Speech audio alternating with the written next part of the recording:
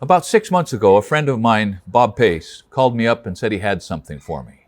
And what he had for me was this beautiful Norman Rockwell painting.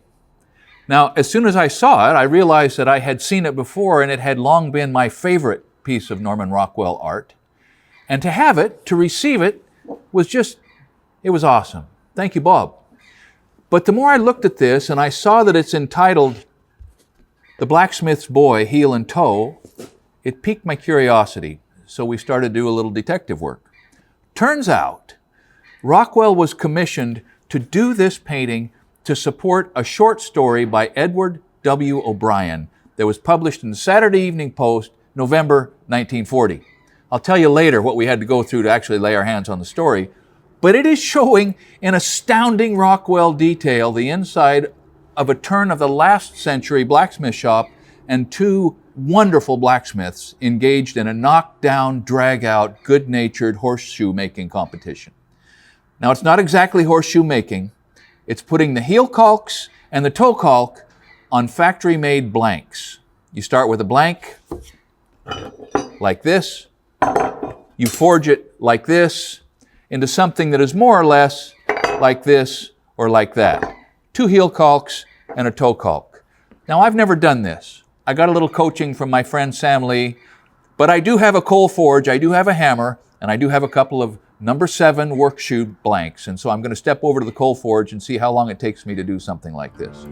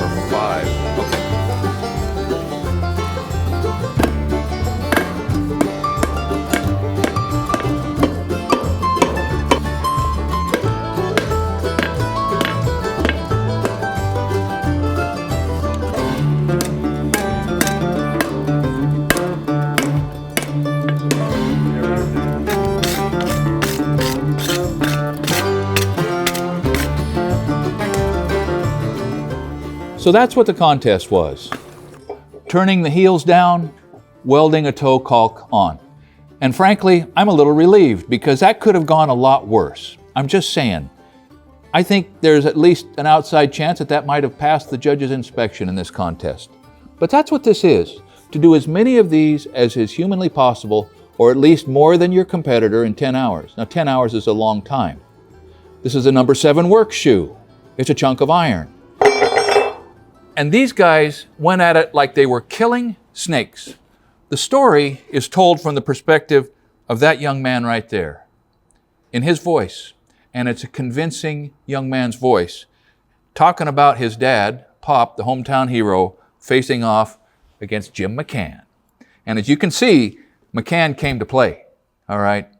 Not only that, as you will learn, McCann had an attitude. Now, I'm not going to tell you who wins, because I expect right now you're as hungry to know this story as I was. When Bob gave me that painting, I immediately had to know. I had to know because there was a story and it was introduced as the illustration, for the story we talked about. But it was not an easy story to find. I don't think it's in print. We dove into the internet and Nate found grainy photographs of the story as it was laid out on different pages in the Saturday Evening Post. You could barely make it out. And so I tried to read it with a magnifying glass, and Kelly, my bride, transcribed it. She did the typing, and then we went back and edited several times. until we came up with what I think is a pretty faithful rendering of the story. Let me say this. The story is as magnificent as the art. I mean, how about that? Have you ever seen the inside of a working blacksmith shop like this? The answer to that question is no. These men's livelihood depended on this process, and they were consummate in their mastery of doing this. Because after all, horseshoeing was a blacksmith's bread and butter. You'll learn that in the story. I don't own this story, and I don't know how copyrights work. So we're not monetizing this video. We're not going to make a dime on it.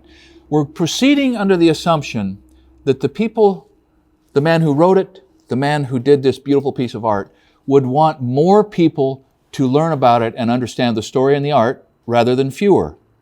Now, as it turns out, recently the artwork has been in the news. You may have even read about it because the museum that Norman Rockwell gave this original piece of art to in the 60s sometime came to a crossroads here in the last 2 or 3 years where they decided they had to sell it. And it sold. Brother, it sold for about $8 million. And there was a lot of controversy on that. And I'm not talking about controversy. I'm talking about the breathtaking authenticity to human nature and to a way of life that is long gone and that I've always romanticized and loved, and now I know it much better. Our whole team's gone to a lot of effort to dig this story out and bring it to you, and I got to be honest, I couldn't be more excited.